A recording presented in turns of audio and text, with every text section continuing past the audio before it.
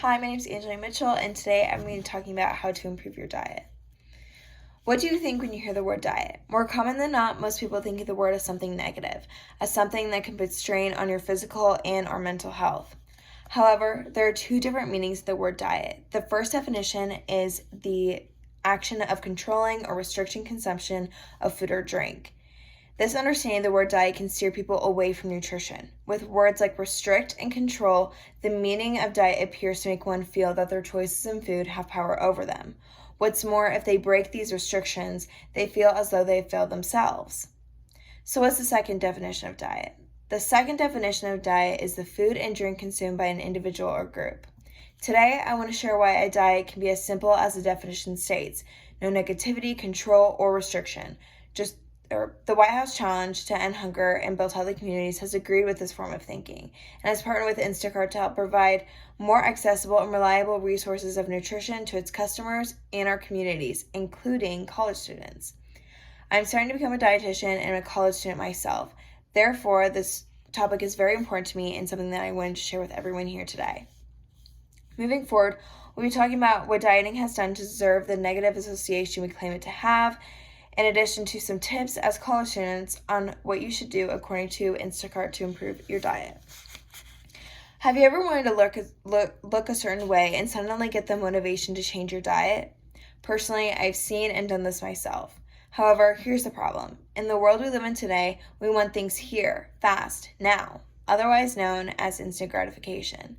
This is the main reason why most people fail to succeed in their diet, because they don't see results right away.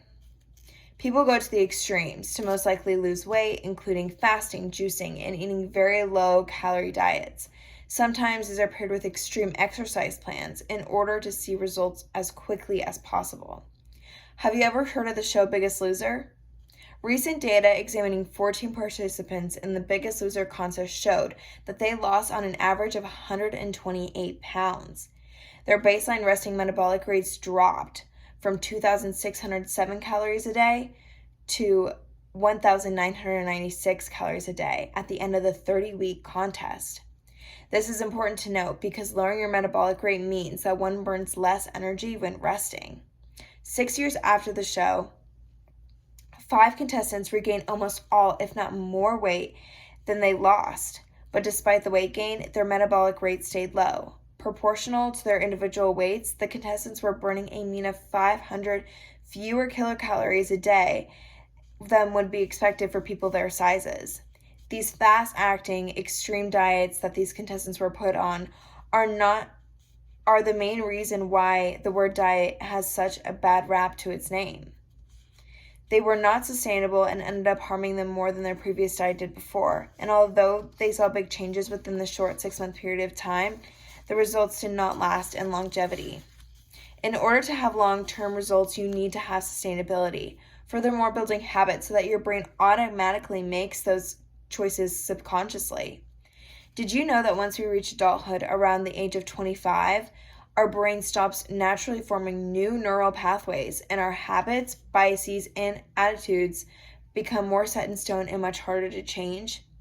As college students, it's important that in these vital years, we can learn to make these healthy habits right now. A study followed college students over the course of 4 years and found that 70% gained weight.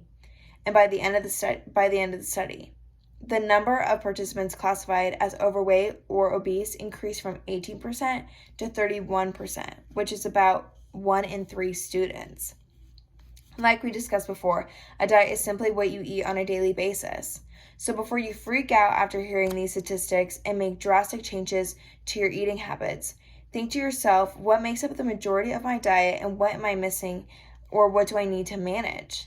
This could be food, this could be a food group, vitamins, hydration, alcohol, etc. After identifying one big problem,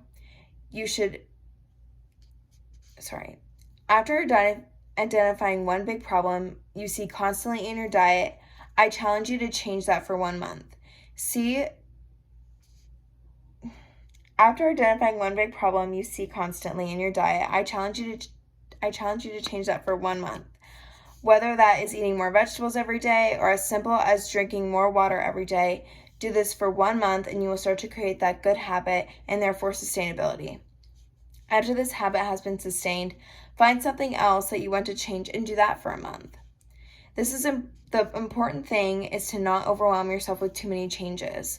To start, sticking to one change will work in the long run. Following this challenge that I want you all to try, let's talk about how the White House Challenge to End Hunger and Build Healthy Communities partnerships can help you to improve your diet and why you need to use their resources to help you. In my last speech, I discussed Instacart's resources for college students, and today we'll discuss some tips from their resources that can help you to improve your diet. Instacart says if you're just getting into the swing of dorm life, try different meals out each week to see which one works best for you. Additionally, Instacart is all about keeping recipes they provided for college students very simple and easy to make, especially for dorm rooms. I will now talk about my personal favorite recipes from breakfast, lunch, to dinner provided by Instacart. Starting for breakfast is an acai coconut bowl. All you need to make this acai coconut bowl is a blender, mini fridge, and a bowl. Pro tip is that Instacart provides is while a full-size blender might not work for your dorm room, a small bullet blender is perfect for college students. It's perfect for college students. As you can see, this recipe takes about 10 minutes and totals to about 480 calories. For lunch, I selected the lunchbox option 1 that contains turkey slices, Swiss cheese, raw almonds, raw vegetables, multigrain, crackers with some butter, and fresh fruit. This takes about 10 to 15 minutes to prepare and totals about 300 calories. If you're like me and can't go home in between classes, this is perfect to just take to school. For dinner, I decided on the pineapple teriyaki wings. It takes about a total of 30 minutes to make and is 167 calories. Altogether, the calorie count for these 3 meals is about 947 calories. Depending on your gender, male or female, it is important to find out how many calories you need to be consuming daily to get a rough estimate about how much you should be eating. So right now, take out your phones and go to thecaloriecalculator.net to find your estimated daily calorie intake.